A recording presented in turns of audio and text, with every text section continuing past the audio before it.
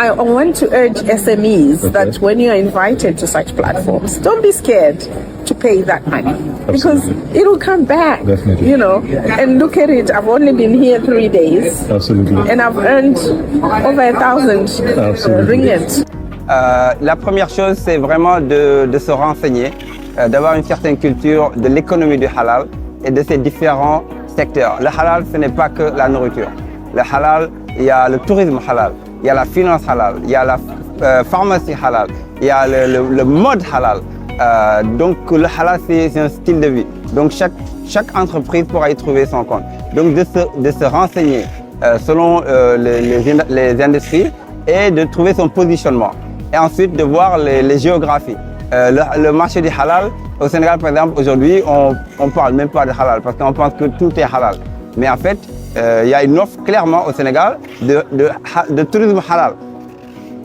Le besoin est là, mais il n'y a pratiquement personne. Récemment, il y a un hôtel halal qui a ouvert au Sénégal. Voilà, ce que je recommande, c'est vraiment de rejoindre des plateformes pour pouvoir se renseigner sur l'économie des halal, de se connecter avec les professionnels du halal pour pouvoir trouver un bon positionnement. Clairement, il faut, avant d'exécuter une stratégie opérationnelle, il faut d'abord faire une analyse. Donc, il faut pouvoir aller se renseigner et sortir, discuter pour pouvoir ressentir le terrain. Donc, des salons comme ça peuvent aider à pouvoir rassembler des éléments pour pouvoir exécuter de la meilleure manière.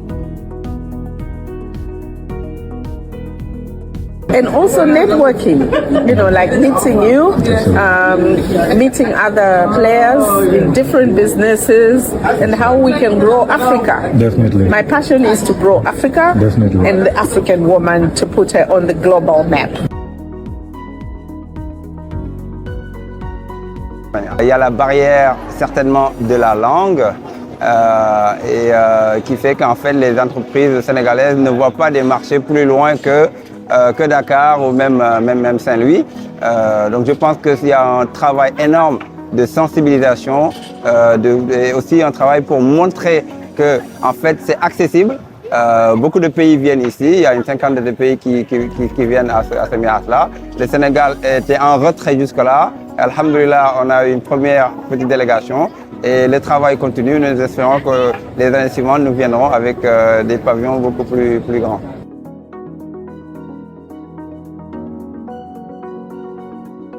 Le MIHAS, c'était le rendez-vous international du halal organisé à Kuala Lumpur périodiquement, donc qui regroupait tous les acteurs ou la plupart des acteurs de l'industrie halal de plus de 35 pays à travers le monde.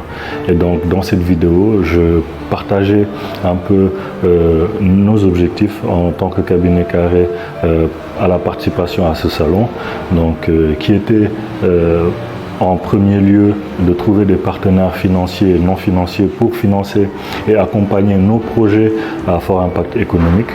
Et en second lieu, c'était de prouver et de montrer à nos clients et beaucoup d'entrepreneurs et de managers qui nous suivent l'intérêt d'aller participer à ce genre de salons qui sont dans un périmètre un peu plus éloigné, en tout cas en dehors du périmètre d'activité professionnelle dans lequel on a l'habitude de se voir. Et donc voici un peu la raison pour laquelle j'ai insisté à faire cette vidéo. Donc pour pouvoir partager un peu l'intérêt de participer à ces salons dans un premier temps. Et donc l'intérêt il était assez important. Donc on a pu à travers ce salon identifier principalement un potentiel partenaire pour accompagner financièrement l'un de nos projets cadres, un projet e-commerce sur lequel on travaille depuis 3 ans et donc qui s'appelle WowWow. Et donc qui a pour but de commercialiser des produits sénégalais à un marché de 3 milliards de consommateurs à travers le monde. Et l'objectif, c'est de promouvoir et d'accompagner à la commercialisation à l'international des produits made in Sénégal. Ça nous a permis donc d'avoir ces premiers contacts dans le monde, notamment de la finance islamique potentiellement, et également d'autres partenaires sur la chaîne de production et les certifications halal, donc, qui sont des éléments extrêmement déterminants dans les certifications de ces produits. En parallèle, on a pu identifier des partenaires pour certains de nos clients en termes de packaging, notamment dans la cosmétique. également des partenaires dans la logistique pour pouvoir acheminer et faire livrer certaines commandes dans cette zone de l'Asie du Sud-Est. Donc, qui est très inconnu, très méconnu jusqu'à présent par des entrepreneurs sénégalais.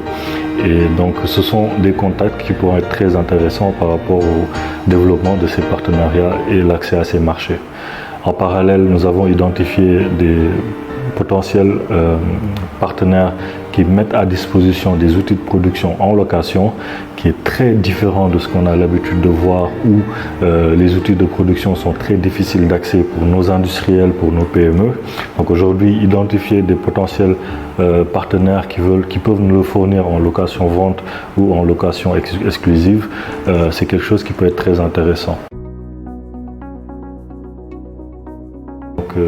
Donc ce voyage m'a beaucoup inspiré par rapport à ces aspects, voir que pour certains pays, certaines limites étaient simplement des obstacles qu'il fallait franchir et ils ont réussi, alors que pour nous, nous avons des limites peut-être psychologiques, peut-être techniques, peut-être en termes de ressources, en termes de compétences qu'on n'arrive toujours pas à surmonter.